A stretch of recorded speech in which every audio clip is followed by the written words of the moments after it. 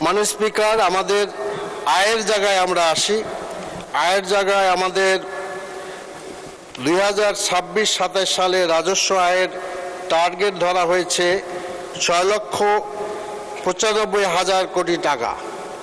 তো এখানে আমরা দেখি যদি আমরা ব্যাক করি তাহলে দেখা যাবে 24-25-এ এটা হয়েছে 4,37,029 কোটি টাকা।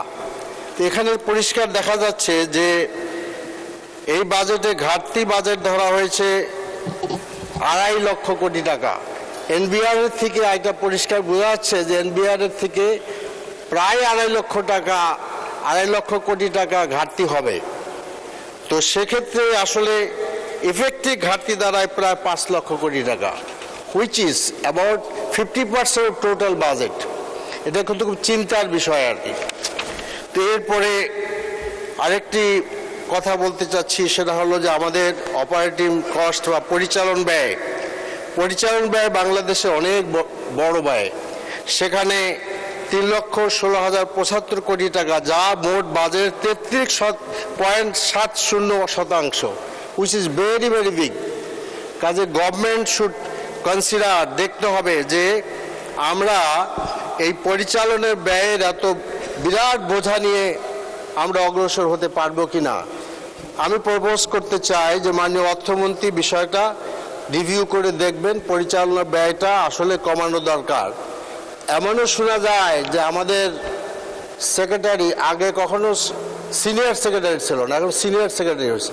Senior secretary, additional secretary, joint secretary, কারো নাকি মানে স্পিকার চেয়ারও নাই বসার, রুম তো নাই, চেয়ারও নাই, অথচ এদের বেতন ভাতা আমাকে দিতে হচ্ছে। কাজেই আমি খুব কনসিডারেটে বলতে চাচ্ছি যে মাননীয় অর্থমন্ত্রী একমত হয়েছেন আমার সাথে, এই পরিচালন ব্যয় আমাদের মানে অবশ্যই রিভিউ করা দরকার।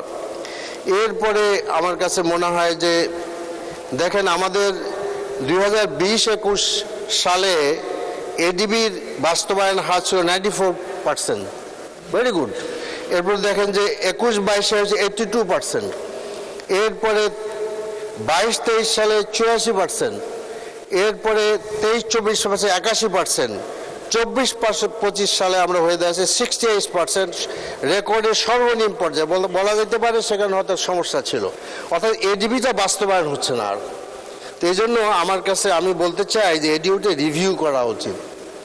এডিবিটার আমাদের যেহেতু আমরা বাস্তবায়ন করতে পারছি না, তো এই বাজেটটা রেখে লাভটা কি?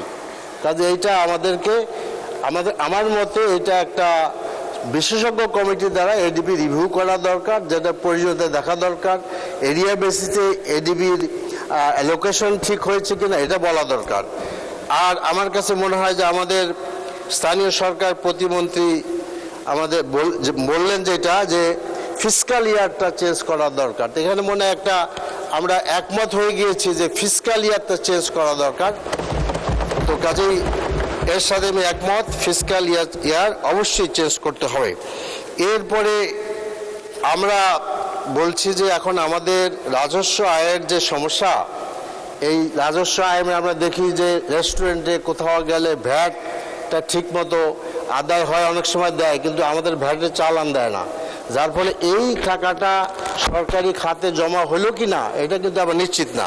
এক্ষেত্রে আমি বলতে চাচ্ছি যে আমাদের কিছু ব্যবস্থা করা দরকার to increase the tax collection, এবং সেক্ষেত্রে আপনার more and more electronic transaction করা দরকার সব জায়গায়।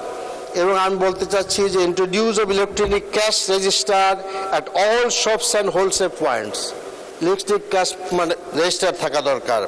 এরপরে স্যালারি যেটা দেওয়া যায়, প্রাইভেট স্যালারি এবং গভর্নমেন্ট স্যালারি তো যাচ্ছেই, প্রাইভেট কোম্পানি সমস্ত প্রতিষ্ঠানের salary should go to the bank. এরপরে যেটা আমরা বলতে চাচ্ছি যে একটা এনবিআর এর আপনার যে ফোকাসটা, এই ফোকাসটা বড় বিজনেস যেগুলো আছে সেখানে আমাদের করা দরকার, যারা বড় বেশি টাকা আয় করে। তবে এইটা ঠিক যে কর্পোরেট ট্যাক্স কমানোর কথা সরকার যেটা বলেছেন এর সাথে আমরা একমত। তো এই জন্য আমার মনে হয় যে এনবিআরকে যদি ট্যাক্স কালেকশনে আমরা আরও সক্ষম করে তুলতে পারি তাহলে ট্যাক্স কালেকশন বাড়বে।